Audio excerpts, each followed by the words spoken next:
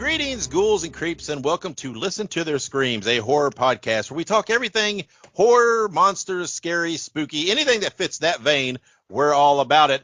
I am one of your hosts, Dave, and I am joined as always by my other host, Ike. Ike, how are you doing? I'm doing wonderful. This is part 2 Electric Boogaloo. Yeah.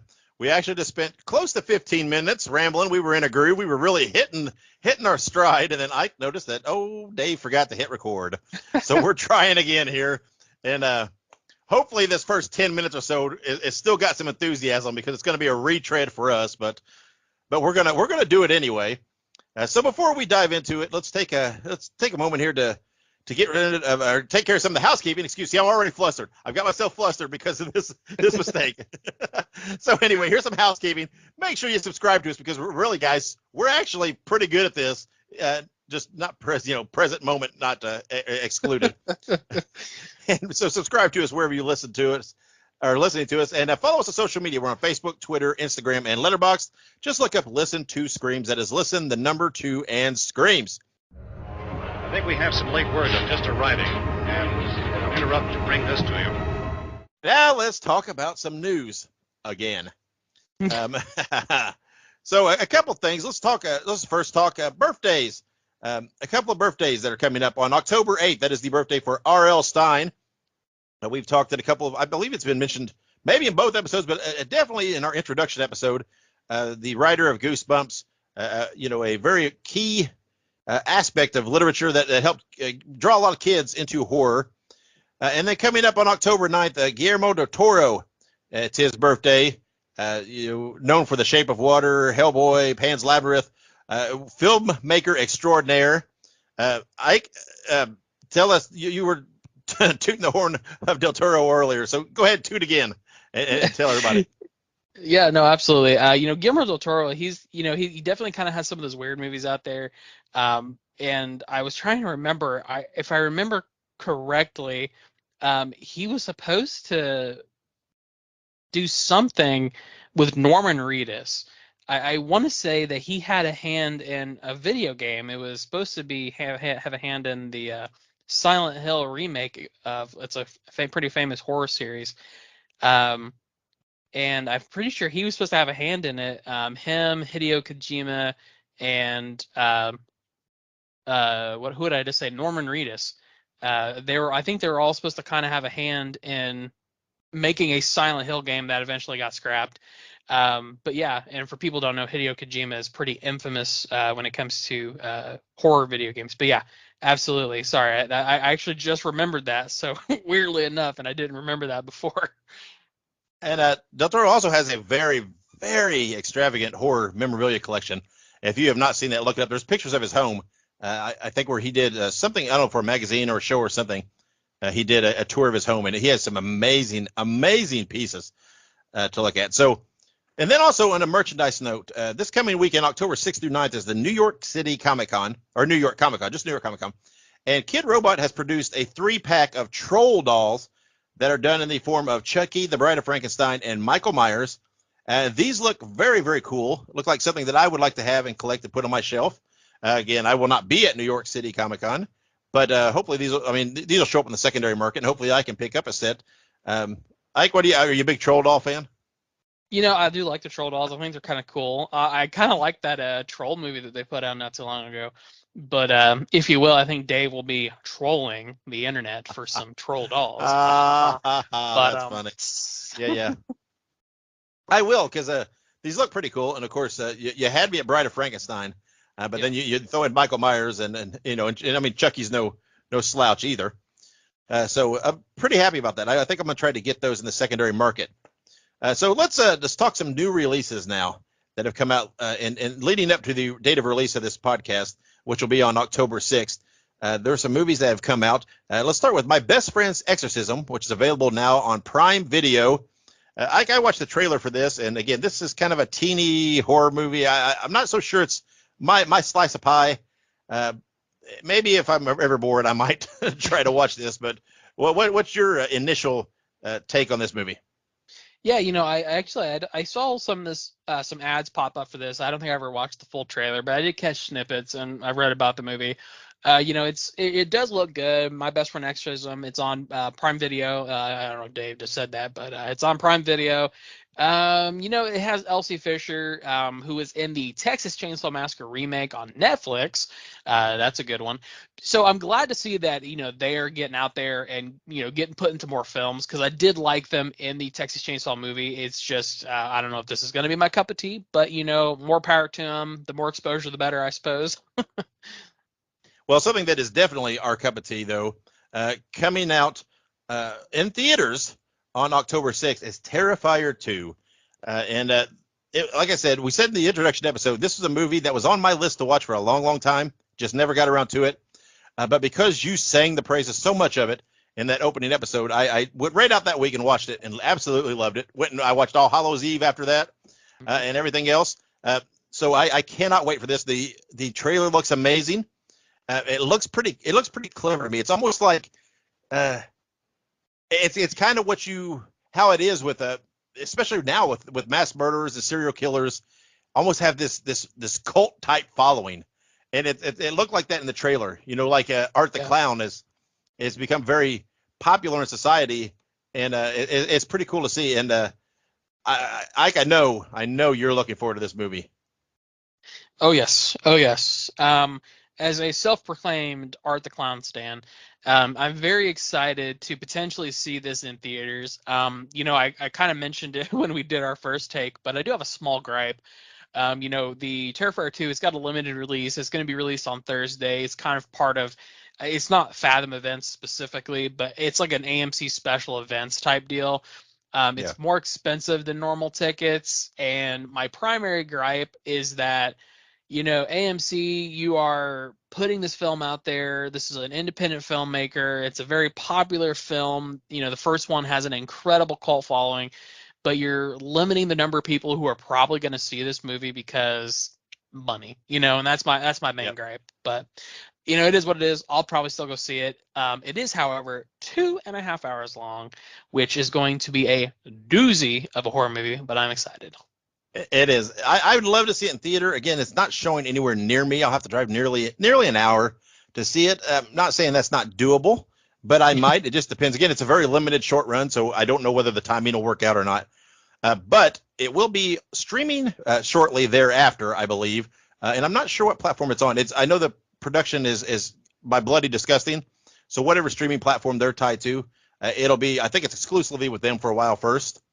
Yeah. But we were talking earlier in our discussion that was dropped about there's a couple of cool, I don't know if you want to call them cameos or bit parts in this by a couple of other known actors and celebrities in here, Ike. Yeah, absolutely. I think the big two is Felissa Rose from Sleepaway Camp. For people who don't know, that is Angela. Felissa Rose is fantastic in Sleepaway Camp, and I'm excited. I think Dave kind of mentioned it, but we kind of hope that she gets killed in the movie. Be cool to see a cool death scene with Felissa Rose. And the other was Chris Jericho. Break down the walls, Jericho. Yeah. I have that feeling that if Jericho was doing this, part of his agreement was to get a cool death scene. I would venture to guess. I wonder what his will be though. If he will be playing himself in it, or I wonder what it'll be. It's weird when people like that do something like that. But anyway, then also coming up, upcoming releases, that are coming. Grim Cuddy is coming to Hulu on October 10th. Ike, this looks very cool to me. I love the trailer. It looked like kind of a modern monster movie, creature movie, tied into the internet, urban legends, folklore type stuff, almost, where there's this creature that has this, kind of online following, so to speak, and rumors, and apparently it is real. It is true, or has become real, and it is killing people. But it looks very cool to me. This looks like something that is definitely in my wheelhouse. Yeah, no, absolutely. And, I kind of mentioned on our first take, but it was, we have a kind of I would say a gap when it comes to modern monster flicks. So hopefully this will be a good creature feature, but I kind of also mentioned that this kind of reminds me of the 2000s where they had the Blue Whale game, or the urban legend of the Blue Whale game, where kids were, being encouraged to harm themselves or kill themselves. And it was kind of a whole thing and a whole urban legend. Schools were on lockdown because of it. And, I think it'll be interesting to kind of see how they, transpose this into a modern, release. And yeah, I'm definitely excited for it. I'll definitely watch Grim Cuddy. Yeah, and then coming out October 11th on video on demand and streaming services is Spirit Halloween the movie. I believe this had a very short, limited theatrical run towards the end of September, beginning of October, but now it's coming out streaming. And Mike, this looks okay to me. It's got Christopher Lloyd in it. It looks like a fun kind of family Halloween type movie. Could be cool to watch, have one in the background as you're doing fall Halloween activities. Nothing spectacular, but looks like it could be a fun little watch. Yeah, I love Spirit Halloween. I love the Me store. too. So, I'll watch it. I'll probably enjoy it. It'll probably be one of those movies that's kind of cheesy, goofy. It's going to be so bad that it's good. And I guarantee 10 years from now, there will be a cult following for it. I'm going to call it Yeah, out. probably a sequel. Yep. It'll come out as we will talk in our main event here today of how that happens.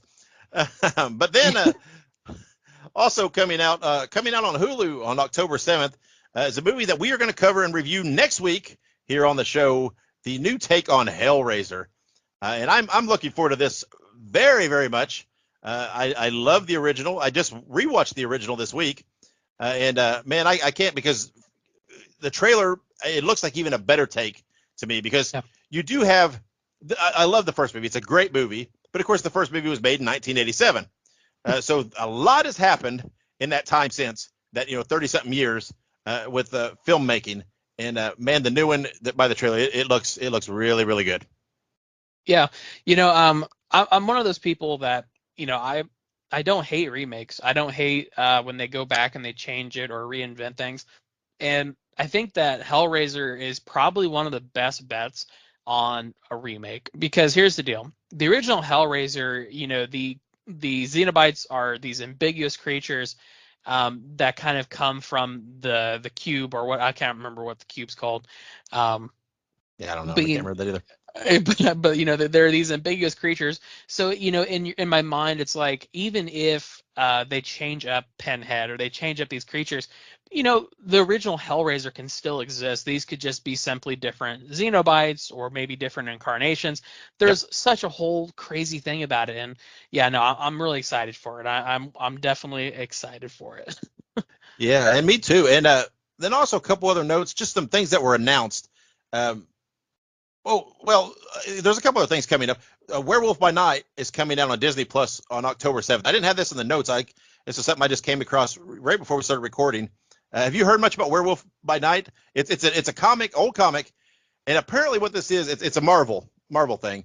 Mm-hmm. And apparently what they're trying to do is they're using this it's going to be an episodic thing, but not like in a series. There's going to be one now and maybe one down the road, and they're going to use this to kind of tie in some of the Marvel monster stuff and the monster, like a monster hunting type thing.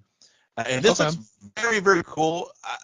I thought I read that they filmed this, and they're doing this in black and white to give it that old feel.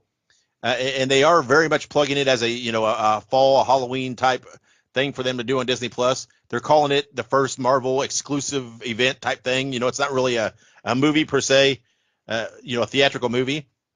I'm very much looking forward to this because I love all things Marvel, and I love monsters. So you put the two together, and I think it's gonna be some good stuff. I read some of these comics a long time ago when I was a kid. I don't really remember a whole lot about them. But I think you tie in things like Man Thing and some of those characters were really tied into this type stuff. I think I can't remember the main character, but I believe he's a monster hunter that's a werewolf too. I believe what it is.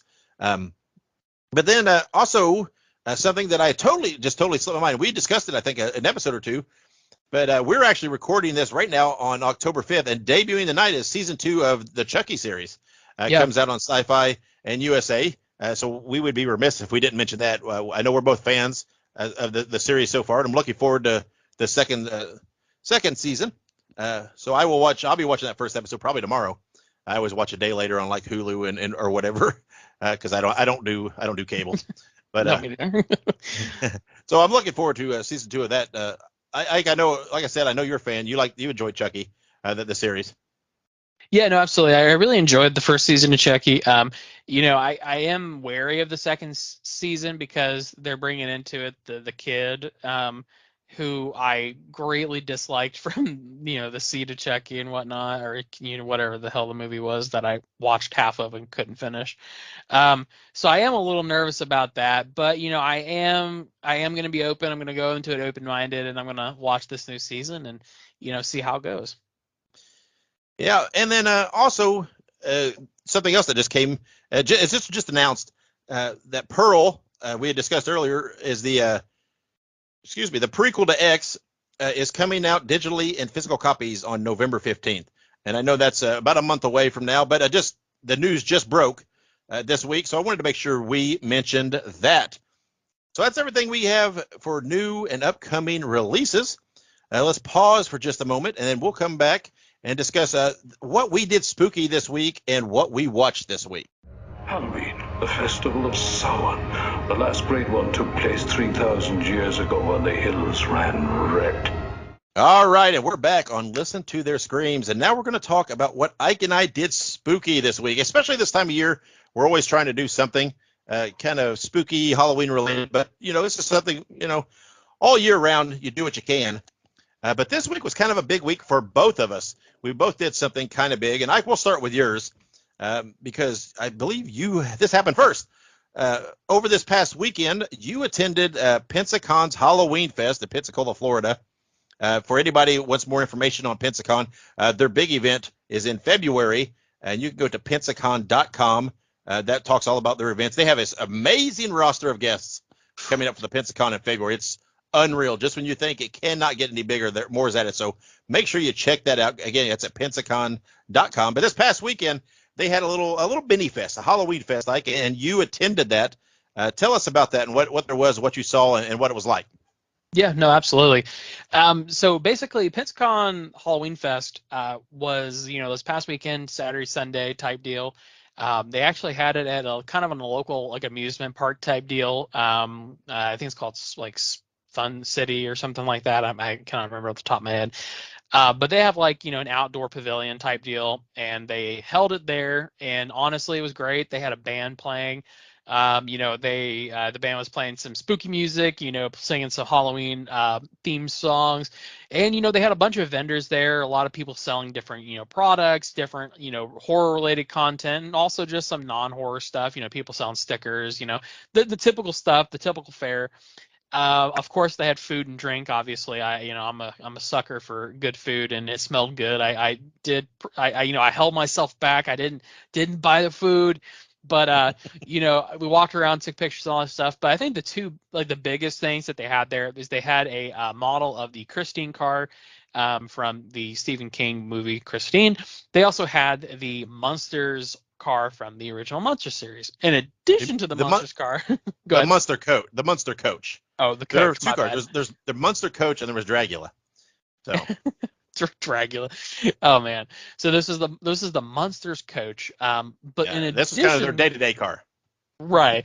But in addition to the Munsters Coach, you also had Eddie Munster himself, which is Butch Patrick, right? Yeah, Butch Patrick. He was there. He was looking good. He was taking pictures, signing stuff. And we also had, it was the voice of Bowser from the Mario series, which was Reggie. Oh man, I forgot his name.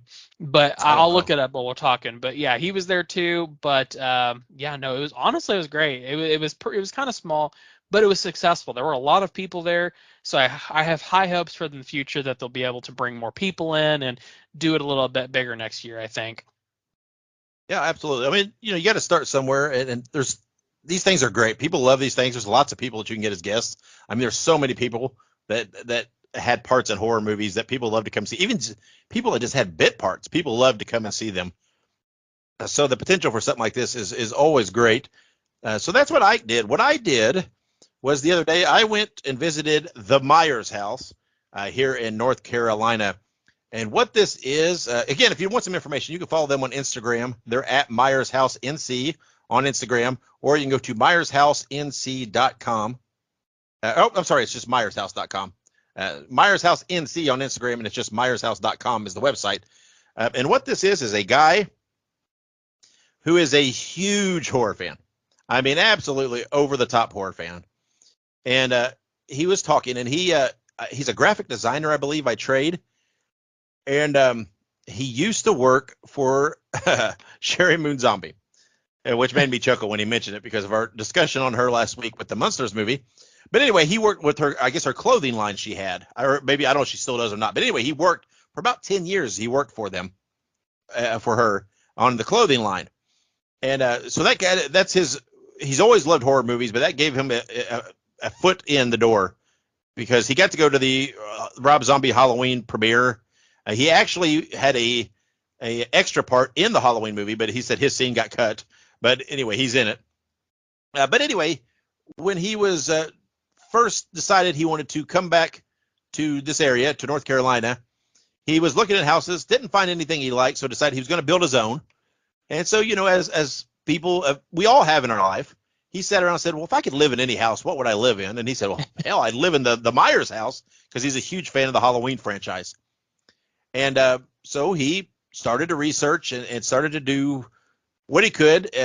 He had already visited the house once because he said he decided that it's in Pasadena, California, the house actually in the movie. And it's actually a historic site now because it's the oldest residence house in Pasadena. So it's always going to be there now. It's a historic thing. He said it's actually been moved from where it was when they filmed the movie. But anyway, long story short, he visited it.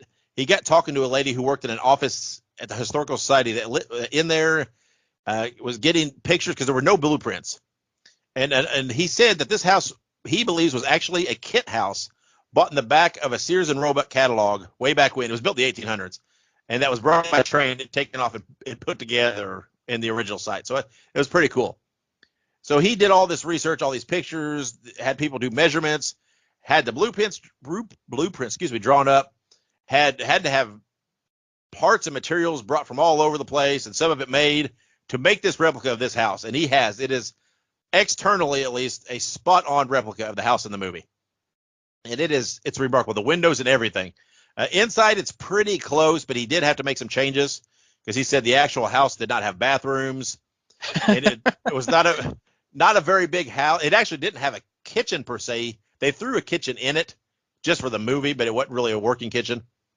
He said it's a kind of a small house, but they had 4 bedrooms in the original house, so they were small bedrooms. I think he said his only has 2. They're bigger rooms. Anyway, so the inside's a little different, but the externally it's great. I mean, even the shrubbery and stuff. I mean, he even had the Strode Realty sign out front. He even had the clothesline with the sheets on it down the hill. It was very, very cool. If you look at our social media, you can see a picture of me in front of it. But that's what I did. It was something we knew was in the area. They only do these kind of little get-togethers every so often, so we jumped on one when they had it. And it was a little drive for me to get there. It was like an hour and a half, but it was well worth it. And it was very, very cool. So again, check them out, myershouse.com. If you're ever in the area and they have an event, I highly recommend going to see it. So that's what we did spooky this week. Now let's discuss what we watched this week. I watched a little bit. Yeah. Like I mentioned earlier, I watched All Hallows Eve because I was on that Terrifier kick, and I thought, well, I'm going to see this. It was pretty cool. I don't think it was the strongest Terrifier because it does not have a set story in it, but it's okay. It's fun to watch. But it is available free on Prime, Peacock, and Vudu, and it's on Vudu. So check that out if you're into Art the Clown like we discussed earlier. And then I watched VHS and VHS 2 because I hadn't seen them yet. Really? And yeah, and they're okay. I know a lot of people I'm hit or miss with anthology type movies. They've got to be done right. They weren't bad. They were okay. But to me, some of them they're a dime a dozen. Some of them there wasn't a whole lot really that just set it out as anything spectacular. I don't see it as something I'll jump to rewatch, but it was something I felt like I needed to check off the list and watch. I'll watch the others. I know I think there's a new one coming out, right? That's coming out on Shudder in the near future. Yeah, they have. There's the 3. There's 1994. Yeah, and I think the new one's going to be 99 or something. So I know there's a couple more. I'll probably watch them because I'm one of those people that once I've watched a couple, I'm a completist. I'm like, I feel like I need to watch it all just to have a fair big picture. Sometimes that's a bad philosophy to have, because you struggle through some crap sometimes when you do that. But that's really all I've watched this week coming in. I know you had again, here we are, we're kind of off balance. You had a slew of stuff you watched. Oh yeah. And like we mentioned earlier, you went and saw Smile. You're going to discuss that more here in just a bit. You're going to give a little more in-depth review. But what else did you watch this week besides that? Yeah, absolutely. So I watched some shows, watched some movies. So I'll start with the shows. I watched. I've not finished it, but American Horror Stories. I should say American Horror Stories. It's the season 2. It's the basically the American Horror Stories are like individual stories per episode, sort of like an anthology. Obviously, American Horror Story itself is an anthology series because each season is different, but Horror Stories is like a spinoff where they just do a different thing every episode. So that was pretty cool.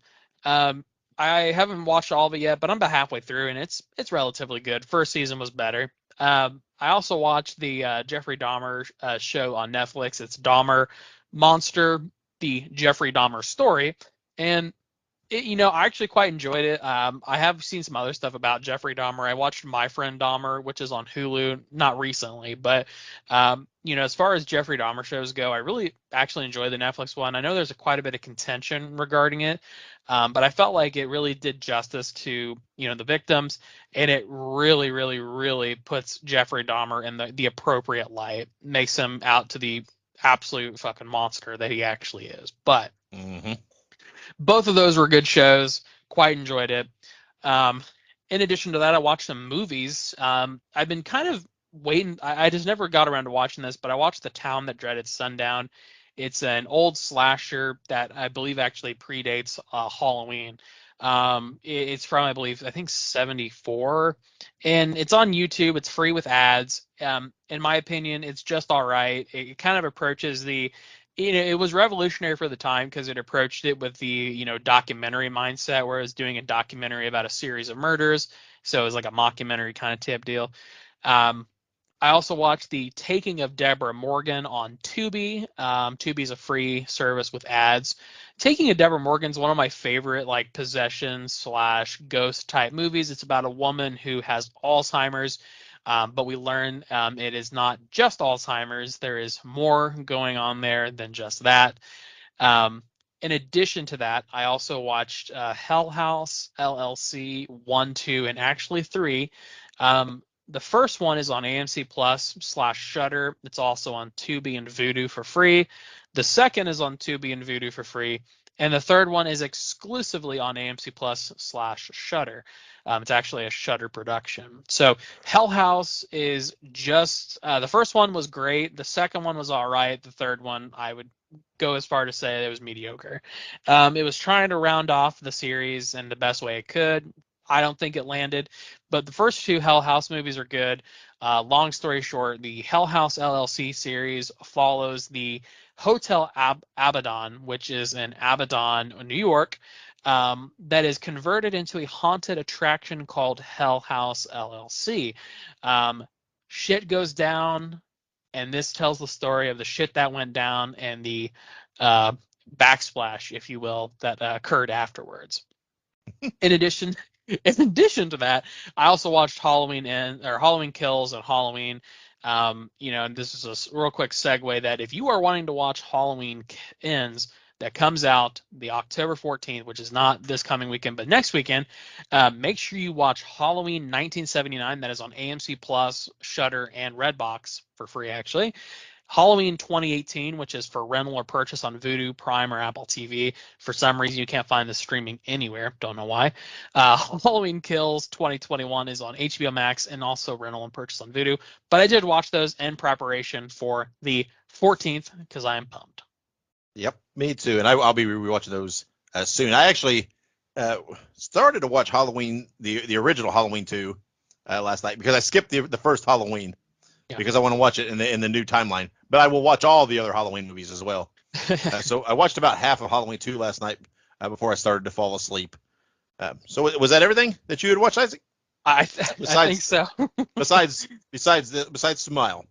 Yeah. So let's take a little break here and pause for a moment. We come back. We will have our reviews, Ike's review of Smile and our review of Hocus Pocus 2. Is he? Go. Yes, Salem, we're back! We must fly! Come on, we've got to stop them before it's too late. Bucka, bucka, bucka, bucka.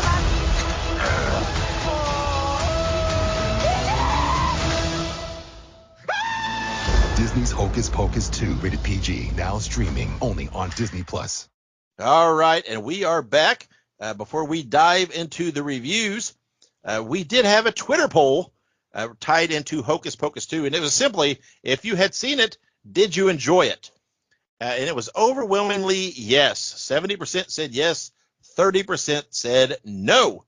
But before we dive into Hocus Pocus 2, Ike, since I don't have anything to contribute to it, why don't you give us your take on Smile? I guess before we do this, we should have said this probably at the top of the episode. Spoiler warnings. We don't really dive into a lot of details. We don't want to give everything away. But, of course, in the course of discussion, some things might be revealed. So just be warned of that. If you want to hear nothing about these movies before you see them, you might pause us now. So get that out of the way. So Ike, tell us about Smile, which, of course, now is showing in theaters, has had this huge promotional push behind it, online and everything. It's pretty phenomenal, the push. Like I said, it's been at I noted, I think last episode, that they had been at some MLB games. They had some actors there doing on camera, and then I saw that they've been doing it at other things too. And there was actually one on Good Morning America, and like right behind Al Roker, you could see one. So that is pretty cool. So Ike, tell us about Smile. Absolutely. Yeah, I went and watched Smile, went and watched it in theaters. I originally was not going to, but I saw this big push in marketing. I heard from a lot of different sources that, hey, this is actually a pretty solid horror movie. It's gotten relatively good reviews. I don't really look at reviews, but if you care about reviews, it is a 7 out of 10 on IMDb, with a 68 Metascore. I don't know what it is on Rotten Tomatoes. I actually don't care for Rotten Tomatoes. But anyways, Smile follows our main character, Rose Cotter. My apologies, Dr. Rose Cotter in the film, who is played by Sosie Bacon, who, first of all, if you didn't kind of put it together, that's Kevin Bacon's kid. Kevin Bacon and Kira Sedgwick. Sedgwick. There you go. But Sosie Bacon, fantastic in this film. I want to put that first, like, front and center. Sosie Bacon was a fantastic performance, and I really hope that she continues to do horror films, because if she was in more horror films, I think that our horror films would be better. Great actress. That being said, Kevin Bacon is diving more into that too, because he did what was the one movie he did? They Them. I can't remember what. Yeah, They Them. But I was trying to think of one before, and I can't remember it slipped my mind what it was. But have you seen They Them? I have seen They Them. I really, man, that was good. I loved it. Yeah, it was. He was so good in the role.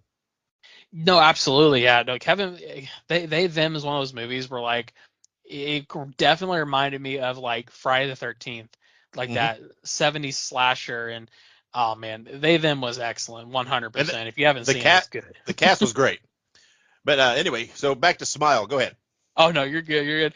But no, yeah, absolutely. Smile, to kind of rewind, Smile follows the main character, which is Dr. Rose Cotter. Dr. Rose Cotter, witnesses a very bizarre suicide by one of her patients, and the patient, it explains that she had been seeing this creature that poses as people she knows, and it just smiles at her, this creepy, unending, and just vile smile. And she basically kills herself in a very brutal fashion. And Dr. Rose Cotter figures, okay, I guess I just need to take some time away from this, after some encouraging, and slowly but surely she descends into madness. And obviously, without spoiling too much, the movie was great. The movie had fantastic editing. It had great music. The actors were fantastic. There were so many great people in the film itself. However, one criticism of this film was that you had this great lead up. You had this great movie. It felt like it was following a very natural conclusion, and then the ending ruined it. Oh. So I'm not saying this in a way for people not to watch it, because it's still 100% worth the watch. But the way that the film ended, it was your typical, predictable horror movie ending for this kind of movie. The ending very much reminded me of, like, if you've never seen The Bye Bye Man, that was a movie that I would say had a very similar ending. I was hoping that this would take a more ambiguous ending from, like, It Follows. But yeah, no, I definitely think that this movie could have done better on its execution of the finale, the final act. But overall, I would still give this a solid, 3 out of 5 when it comes to, like, our, what's the scale that we. 3 screams. Yeah, I would give it like 3.5 screams out of 5. I don't know if I can do halves, but I would give it 3.5 screams out of 5. I would give it that. I almost would give it 4, if not more. It just, that final act just rubbed me the wrong way, and I walked out of that theater saying to myself, "Man, why did they have to do so good and then poop it out at the end?" Well, 3.5 is still pretty strong. Yeah. I still am looking forward to seeing it again. It's Yeah. hard not to get caught up in the promotional push of it. It just makes you want to see it. But speaking of promotional push, our next movie is Hocus Pocus 2. And Hocus Pocus 2 is this whole thing's weird to me, really, because, and I don't mean this in a bad way per se, but I like the first movie, right? It's a fun movie. It's one that I watch every year, and I enjoy it. But it's not one of those movies that I'm like, oh, I'm just dying to watch Hocus Pocus. It's just Yeah. one of those movies that when it comes, Halloween, fall, when I have a slew of things to watch, it gets watched. Part of the reason it started is because my wife loves the movie.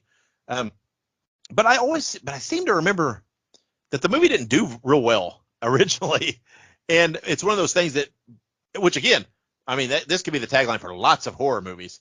Yeah. And movies in this vein. And I'm not saying this is necessarily a horror movie per se, but they didn't do well. But they gained that following, that cult following, that whether it be in rental or streaming or whatever, that it gets that following.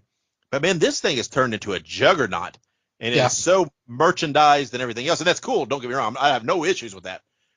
And then it has sparked this sequel all these years later, which was so anticipated and everything else. Even I was excited for it. And again, it's not like, I enjoy Hocus Pocus, but it's not like it's one of my favorite movies. But I was really, really looking forward to it. And we made an event of it here. We had this big dinner we made, and we were just on, the night it came out, and we watched it, and it was this thing. And I of course, I love that. I like making an event of these movies coming out. Oh yeah. And I watched this, and I have to say, I liked Hocus Pocus 2 more than I liked the first one. I thought it was much, and again, it's no knock on the first one. I just felt this was more enjoyable. I felt like the story was better overall. It didn't feel choppy. It flowed very well, and I really liked the young people they cast in this and the job they did. And so I very much enjoyed this one more than I did the first one. I thought it was very fun, and if I were going to rewatch just one of the two, I would almost every time probably rewatch this one. I liked the introduction. Again, some spoilers here if I'm going to give away some things, but I liked the beginning of the movie when it showed them when they were young, and it kind of, because to me, there's something to be said for a villain, so to speak, or an evil person who's just purely evil, right? The Michael Myers, right? You don't know why. Why did he there? Because that's part of that character. But when you have something like this and these characters who are witches, they've clearly made a choice to become witches and to go this route. So I kind of liked how in this movie they gave that the reason why, and because the sisters were going to be separated and taken from each other, and so it made them run into the forbidden forest or whatever it was they called it. And I strongly believe that Hocus Pocus as a franchise is nowhere near done. I believe there's going to be more to it with probably the young characters that they've introduced. I believe in the early scene that showed them when they were young, that witch that was in the woods that originally had the book, I think she's going to come back into it because wasn't she like a raven or a crow or something, right? Yeah. Which was in the modern times. We saw this bird a couple times in the modern take, like right at the very end of the movie even. So I'm thinking that it's going to tie into it. I've heard rumblings that they'll do a series on Disney Plus or something. I fully think they're going to do something with the young cast and stuff and continue on, which is fine. That's that more power to them. I have no problem with that. But again, I very much enjoyed this. I thought it was fun. Again, it's not a movie that I'm going to get this huge urge to watch all the time because it's just not. I'm not the prime audience for this. But I thought it was overall more enjoyable than the first one. I think I would generally agree. I don't get me wrong. I love Hocus Pocus. It's one of those movies that I do watch every year. It came out in 1993, something like that. Early 90s, before I was born even. And, but it was still something that was on TV, something we watched. From my understanding, it was like one of those like Disney Channel movies. It was like a Disney Channel movie. It was on the Disney Channel. It was a Halloween, special type deal. And like you said, it gained like this crazy cult following from, honestly, millennials who watched it as they were kids. And they're like, holy shit, this is the greatest thing ever. And it's like I like Hocus Pocus, but I think Hocus Pocus 2 actually takes it in a very much different direction. Like you said, it definitely gives rationale to the Sanderson sisters. Honestly, I kind of it was one of those situations where you kind of almost agree with what the Sanderson sisters were doing originally, but you can kind of see where their path got a little broken down and a little corrupted, if you will. And so, I really enjoyed that. But absolutely, I definitely think that they're going to do more with it. I think that Hocus Pocus 3 is definitely going to be in the works. I think, from what I've seen, it has been loosely confirmed. I've also seen speculation that they intend to do either a series or a movie as like a prequel to kind of show more about the lives of the Sanderson sisters. They'll recast the kids who played them in this movie, which in my opinion was one of the best parts. Those kids were perfectly chosen.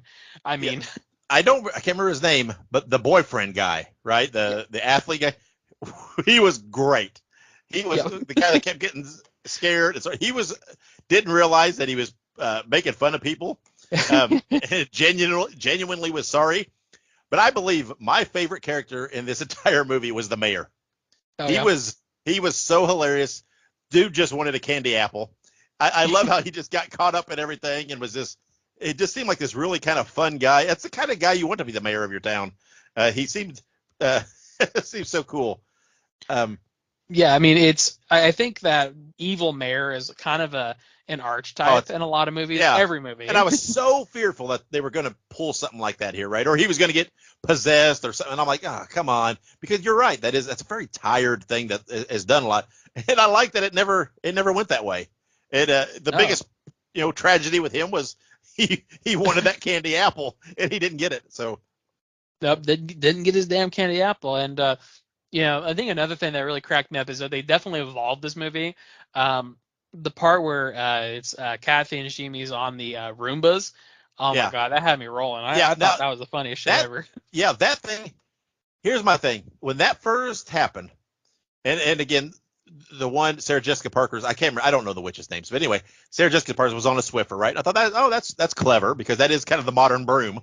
And but when she was on that at first, I thought, man, you're kind of stretching a little, but it was okay. It was, but I loved how the Roombas played a part in the plot of the movie because they got them out of the salt circle. Yep. And I thought that was extraordinarily clever because I kept sitting there. I'm one of those people that when I watch the movie, I'm trying to think one step ahead, right? I'm trying to, and I was sitting there with their chat. I thought, how are they going to get out of this? Who's going to let them out? Who will do this? And then when the Roombas come up the driveway, I thought, that's pretty clever. And again, movies like this sometimes when you have characters out of time, sometimes they try to force that out of time humor too much, and and again, that's something that can be kind of tired too. And I was worried, because they did the Walgreens thing. And I thought, oh, or what are they going to do here? But again, I thought it was cleverly done. And I think it walked the line very well, where they didn't play too much on that they were so enamored with this modern times, but it dipped the toe in enough to get some jokes in there related to it. Yeah, when they were in there eating the face creams and stuff, I was rolling. I was like, Yes. who thinks of this? I was like, genuinely, who the fuck thought of this? But it was great. Yeah. The souls It are was pre-extracted. it was pretty funny. I mean, to me, Bette Midler, you couldn't tell much difference in her character, the looks of her character between the two movies. Sarah Jessica Parker was pretty close. You could tell you could see her age a little in it, which is, it's okay. I mean, to be shown. I thought Kathy Najimy, I wonder about her because, like in the dance and some of the sequences, she wasn't as active as the other two, and they kind of hit her some with some camera shots. So I wonder if maybe she's has aged a little. I'm not real familiar with her outside of this, so I just wonder if maybe her age. Sarah Jessica Parker was just as animated as she was in the first one, jumping around and everything. And Bette Midler was fairly active too, but she just seemed a little like they had to kind of hide her sometimes in the angles and in the shots a little bit. You know what I mean? I don't know how to say that. And again, it's probably just an age. It's been a long time, and they weren't exactly super young when they filmed it the first time. But I thought they all did well, and I thought it was shot well. I thought the casting was great. I thought the story was good enough, and it was fun. I really, like I said, I enjoyed it. I liked it more than the first, and it will probably be one of those that'll probably be in the fall rotation every year now. I think the Hocus Pocus has now turned into a double shot, probably each year, and it'll be one of those things that I'll watch the first one, wanting to get to the second one, and I'll be curious now, having seen the second one. Sometimes when you make a sequel, it brings a little more light or a little more depth to the original. Yeah. So I'll be curious now to see, what that's like, rewatching in the future. So let's rate it. Unless do you have any more comments, Ike, on Hocus Pocus 2? No, just only last thing is watch it, guys. Go give it a watch. It's worth it. I would say that for sure. I would say that too. And I think if I'm giving it a rating, I think I'm going to give it a 3.5 screams out of 5. And that is not a knock on any part. The only reason that I'm shortening it at all is just because, again, I'm not the prime viewer target for this. And while I did enjoy it, it's not one of those movies that if I'm sitting around, I'm going to throw on. That's just in my vein of favorites. So that's the only thing holding it back. Again, it's just it's fun. I liked it. I enjoyed it, but it's not, I'm not in that key demo for this movie anyway. So it's not going to hit me as well as, and I didn't have the nostalgia for the first one and everything to even push me even further like some people do. So again, for me, it's going to be, I think I'm going to give it a 3.5 screams. I think I'm right almost there with you. I am going to go a little bit above, and I'm going to say 4 screams out of 5. I think for me, Hocus Pocus kind of has that sentimental value because I watched it growing up. Being a 90s baby, that was one of those horror movies that, was shown to me at a pretty young age.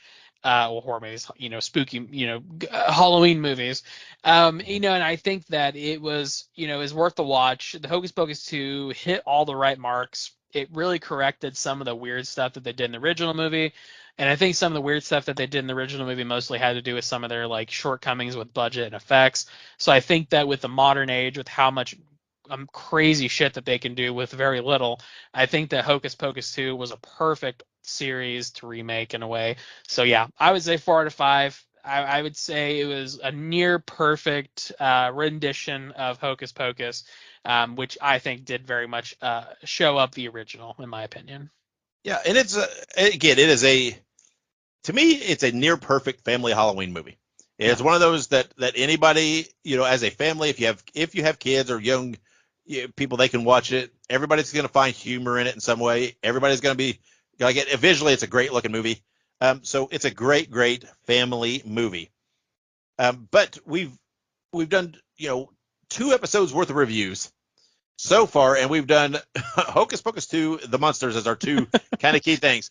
And I know there's people out there saying, what the hell? You're supposed to be a horror podcast, and what are you doing? Well, we've said, we do monster movies, we do spooky movies, and we felt these were such big releases that we needed to do them. But next week, we're throwing, gloves are off, and like we said, we're doing Hellraiser, which is coming out on Hulu, and we're finally full force diving headfirst into horror. And we don't have to, no longer will we have to say, we know it's not horror per se, because we're going to, right? And everybody, hang tough. We will have plenty of classics we're going to hit on, as well as new releases. And it's not always going to be family films, not by a long shot. But we just feel like when a big release comes out, we've got to cover it because it fits the vein. So next week, we'll be reviewing Hellraiser, which is coming out soon on Hulu, and I'm very much looking forward to seeing this one and reviewing this. Probably, I'm most excited of any of the movies we've done so far. I'm most excited to dive into this one. Yep, I would agree. I think it's going to be great remake. I'm gonna have to rewatch the original just so that way I have it in my head. But yeah, absolutely, I'm pretty excited about this. I love Hellraiser. I love Clive Barker, so I'm excited to also jump headfirst and raise some hell with Hellraiser. That's right, and like I said, this will enable us to dive a little deeper. When we talk, we'll talk Clive Barker some.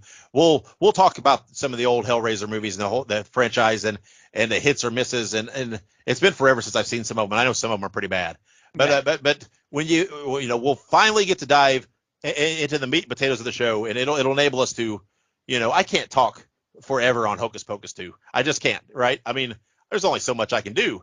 But something like a Hellraiser, I think, we'll be able to dive a little deeper and talk a little more. We'll be able to talk visual effects. We'll be able to lots of stuff.